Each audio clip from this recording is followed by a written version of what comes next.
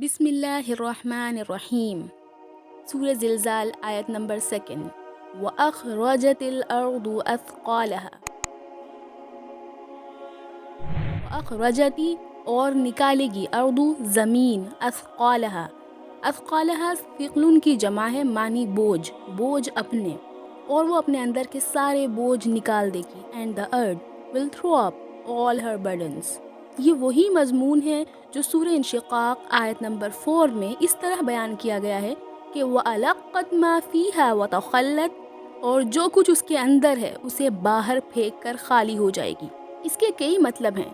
ایک یہ کہ مرے ہوئے انسان زمین کے اندر جہاں جس شکل اور جس حالت میں بھی پڑے ہوں گے ان سب کو وہ نکال کر باہر ڈال دے گی، اور بعد کا فقرہ اس حالت پر دلالت کرتا ہے کہ اس وقت ان کے جسم کے تمام بکھرے ہوئے اجزاء جمع ہو کر اثر نو اسی شکل و صورت میں زندہ ہو جائیں گے جس میں وہ پہلی زندگی کی حالت میں تھے، کیونکہ اگر ایسا نہ ہو تو وہ یہ کیسے کہیں گے کہ زمین کو یہ کیا ہو رہا ہے۔ دوسرا مطلب یہ ہے کہ صرف مرے ہوئے انسانوں ہی کو وہ باہر نکال پھینکنے پر اکتفا نہ کرے گی، بلکہ ان کی پہلی زندگی کے افعال و اقوال و حرکات و سکنات کی شہادتوں کا جو انبار اس کی تہوں میں دبا پڑا ہے اس سب کو بھی وہ نکال کر باہر ڈال دے گی۔ اس پر بعد کا یہ فقرہ دلالت کرتا ہے کہ زمین اپنے اوپر گزرے ہوئے حالات بیان کرے گی۔